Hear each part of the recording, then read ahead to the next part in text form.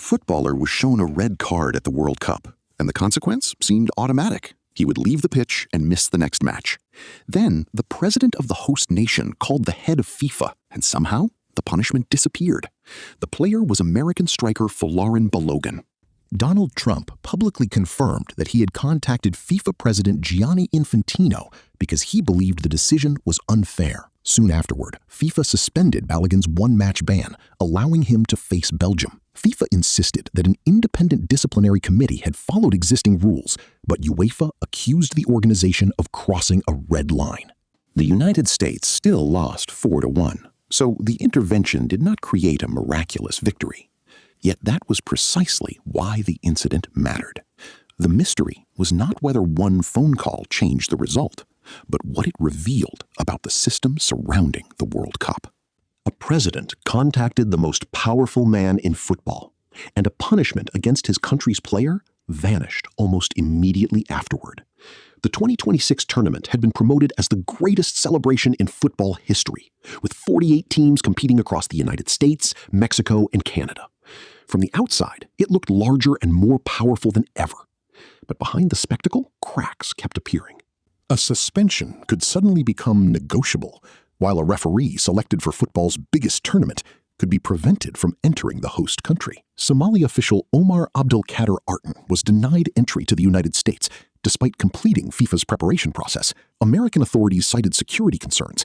FIFA said immigration decisions were outside its control, and Somalia's football authorities demanded an explanation. Iran faced similar problems when travel restrictions forced the team to move its base from Arizona to Mexico, while several officials and support staff were reportedly unable to enter the United States. The World Cup called itself a tournament for the entire planet. Yet qualifying did not guarantee that everyone would be welcomed equally. Supporters faced another barrier. Some official ticket prices reached thousands of dollars, while premium listings for the final climbed even higher. FIFA eventually offered a limited number of $60 tickets through national federations, but only after criticism that ordinary fans were being priced out of the tournament created in their name. The stadiums remained full, and the flags still covered the stands. But the closer people came to the World Cup, the more gates they encountered, financial, political, and geographical. Even the game itself began to feel unfamiliar. Video reviews and sensor-filled balls detected touches almost invisible to the human eye, while mandatory hydration breaks interrupted every half regardless of the conditions. Each change could be defended individually, but together they created the impression that football was being redesigned by forces far beyond the pitch. Then, during the final ceremony, the story returned to Trump. After Spain defeated Argentina and received the trophy, Trump remained beside the celebrating players instead of leaving them to their moment. As the team prepared for its victory photographs, he continued smiling and clapping near the group, while Infantino appeared to encourage him to move away. Many viewers felt that the president was trying to insert himself into an image that belonged to Spain. It was a small moment compared with the disputes over suspensions, borders, and political influence, but it completed the picture.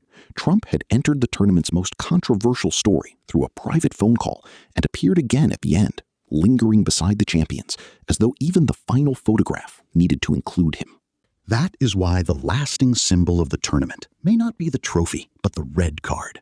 A red card is supposed to be one of football's clearest objects. When it appears, everyone understands that the player must leave, and a punishment will follow. During this World Cup, however, the card passed from the referee to FIFA, then toward powerful officials, and finally into a conversation involving the president of the host nation. By the time it returned, it no longer carried the same meaning. There is no public proof that the tournament's results were systematically fixed, and controversy does not erase Spain's achievement. Yet, an institution does not need to choose a winner in secret to destroy trust. It only needs to convince people that its rules become flexible whenever enough power enters the room. Perhaps FIFA had become too political, too commercial, and too comfortable around powerful partners. The darker possibility is that nobody needed to control every match, because controlling the world around the game was already enough. When punishments bend after private calls, access depends on nationality, and even the champion's photograph becomes a stage for political power, the written rules begin to look like only the visible ones. Behind them is another game, played through money, relationships, and influence. With a scoreboard, ordinary people are never allowed to see. The red card never truly vanished because everyone had already watched its meaning change. Long after the trophy was lifted, the real lesson remained.